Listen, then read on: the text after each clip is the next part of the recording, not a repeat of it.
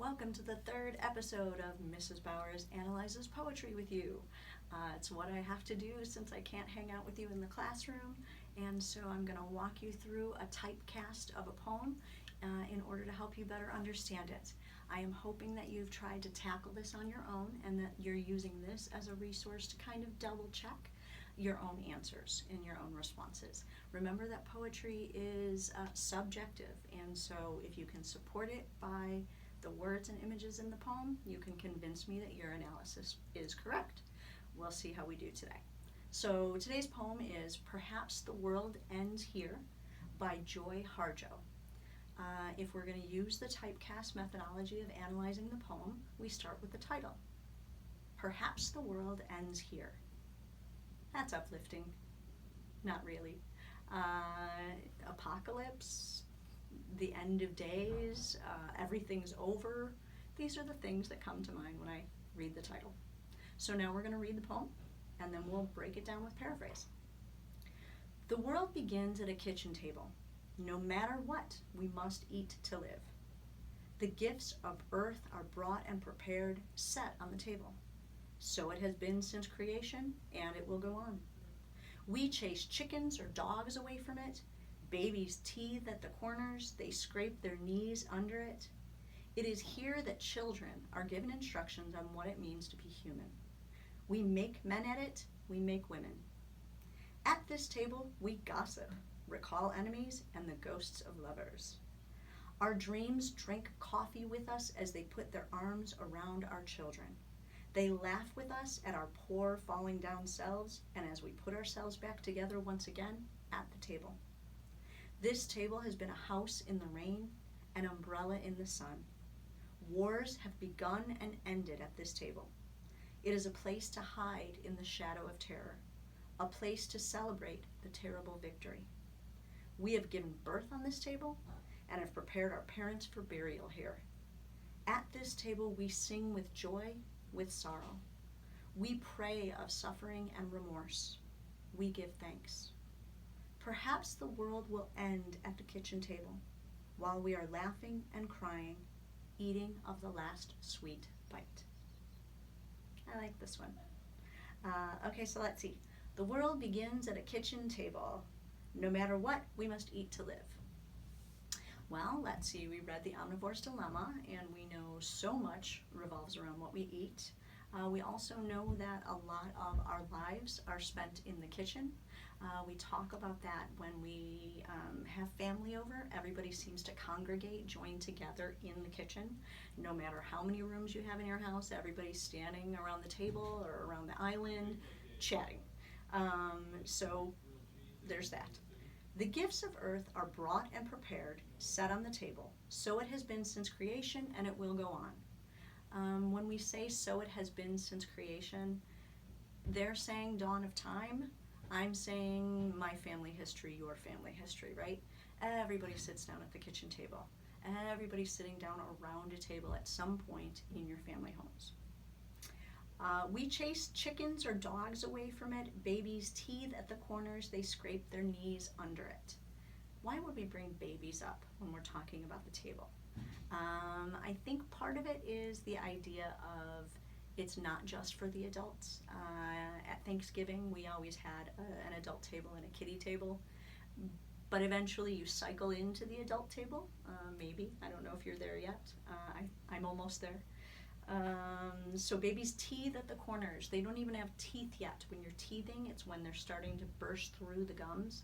And so it's this idea that they don't even have the ability to eat yet, and they're already at that kitchen table getting ready for what comes next. They scrape their knees under it. Again, this family image. I used to hide under the kitchen table and listen to the conversations of the adults because they didn't know where I was, and I got the scoop on all those kinds of things. It is here that children are given instructions on what it means to be human. When we talk about what it means to be human, I've talked about that a lot in class. Empathy, compassion, understanding different perspectives. Sitting around that kitchen table is where you have those conversations.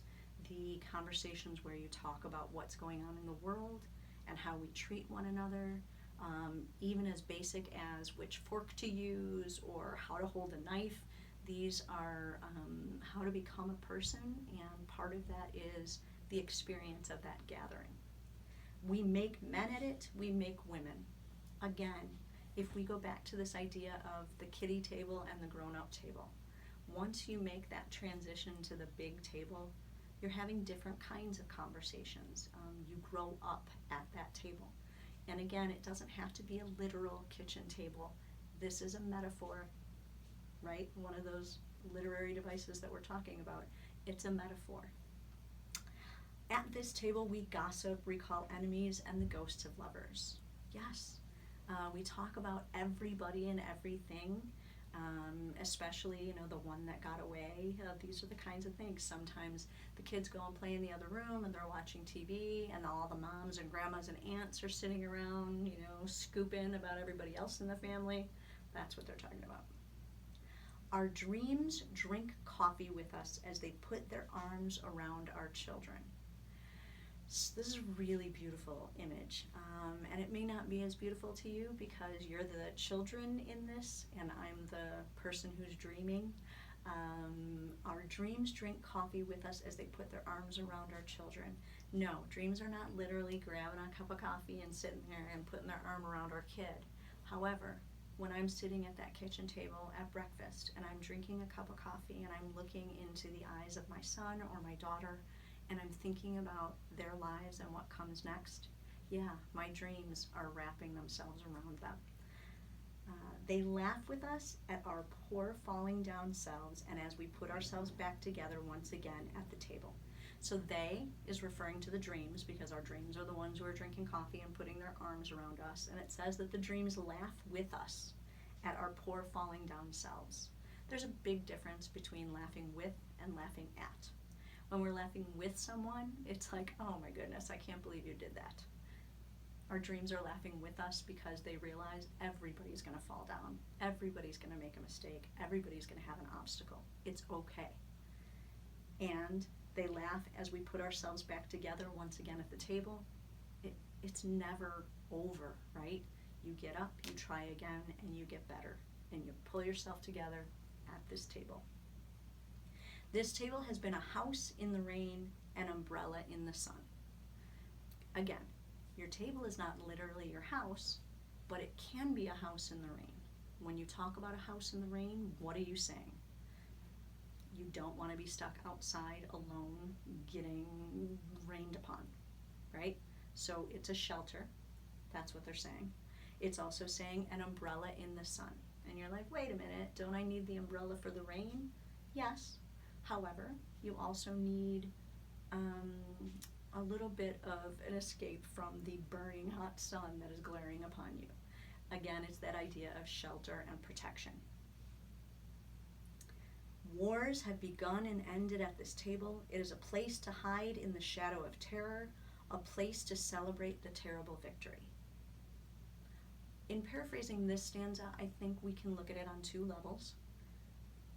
Wars do begin and end, literally in the universe, in the world around us, when families are sitting around those kitchen tables and they're talking their way through it. Heck, we can talk about what's going on in the world right now, and all of this chaos is happening around us, and we're sitting and we're talking about it. And it is a place to hide in the shadow of terror. I'm not terrified right now. It's not a real war in the way that we know it from history, social studies. It is a war against a virus, so that's different. But right now, that kitchen table is a place to hide. It's also a place to celebrate the terrible victory. Terrible victory is an oxymoron. Those two words don't generally go together. When we say terrible, we mean something bad and horrific. When we say victory, it's a win. So if it's a terrible victory, there's a reason the poet is putting those two words next to each other.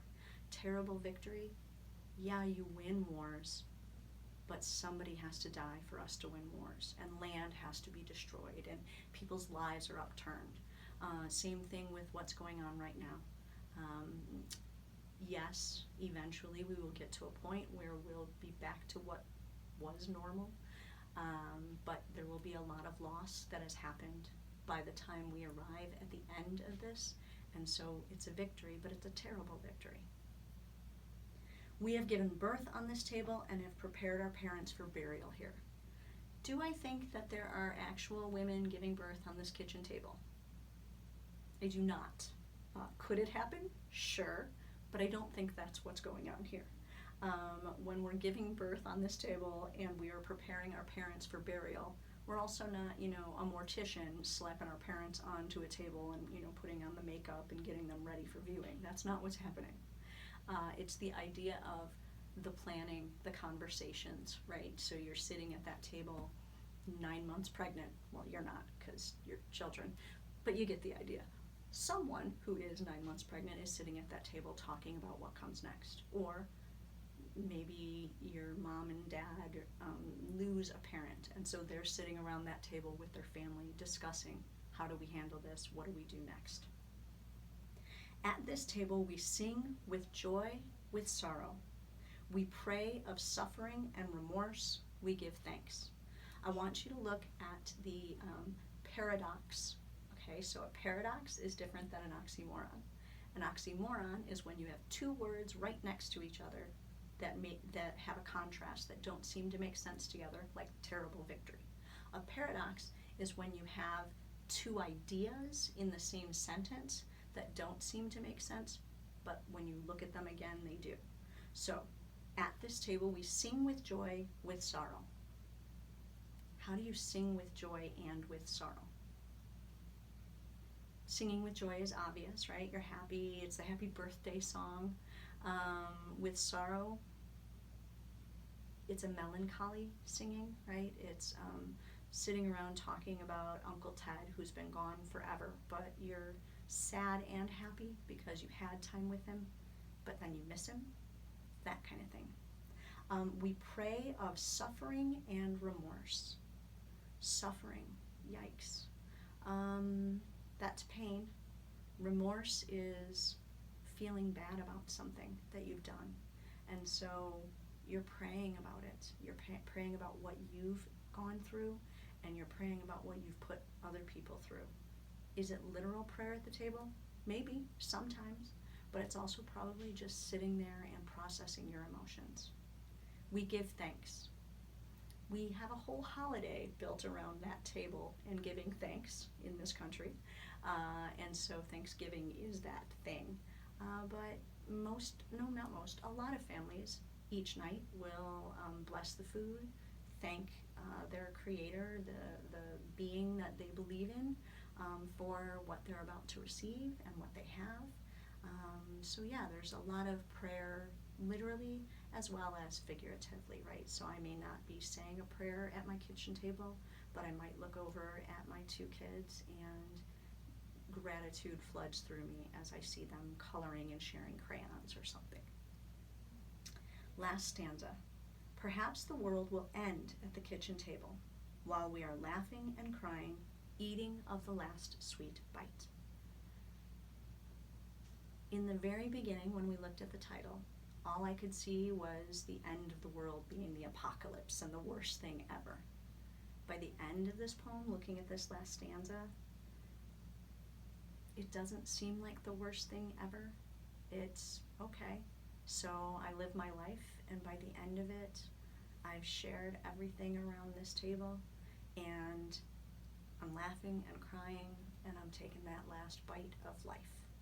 Okay, so we've done title, we've done paraphrase, we've done a lot of connotation, denotation, figurative language. I kind of weaved that through, wove that through. I was weaving that through during the analysis.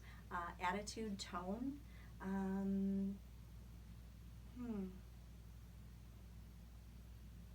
There's a nostalgia, there's a reminiscence, there's gratitude.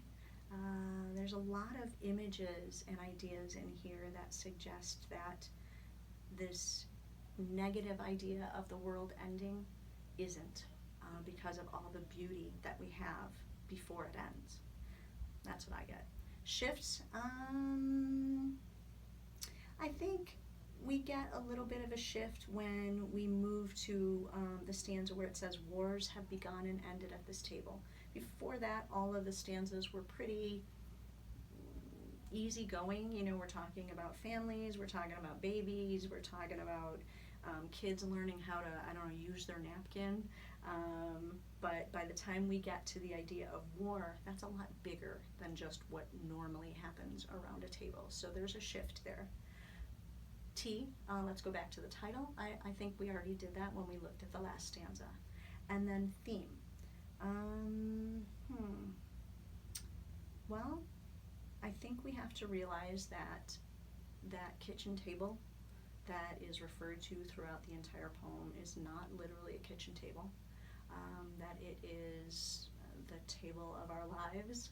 Is that how you like that? Just the world in which we live, where we're living and laughing and crying and praying and dancing and singing and eating. All of these things are a part of our life that we just take for granted. And the things that we see as huge and overwhelming often get whittled down to manageable, bite-sized pieces when we surround ourselves with the people that we love and make choices to feel bad about things when we hurt people and say thank you when we have gratitude. So the theme seems reminiscent of the theme from Mosquitoes, which we read earlier. The idea that we really need to appreciate the life that we have before it's gone. Don't take everything for granted, because all of the little things end up being your life. It's not all about big things. It's not about war and life and death. It's about pass the pecan pie and thank you for tying my shoe and may I borrow that crayon. And I hope that makes sense to you. Just this idea of all of these huge things are outside of us and we can't control them, but we have all these little things that lead to them, and it's a matter of processing them and thinking about them and being grateful for what we have, which I think is a pretty great lesson with what's going on today. As always, look for me if you need me. I can help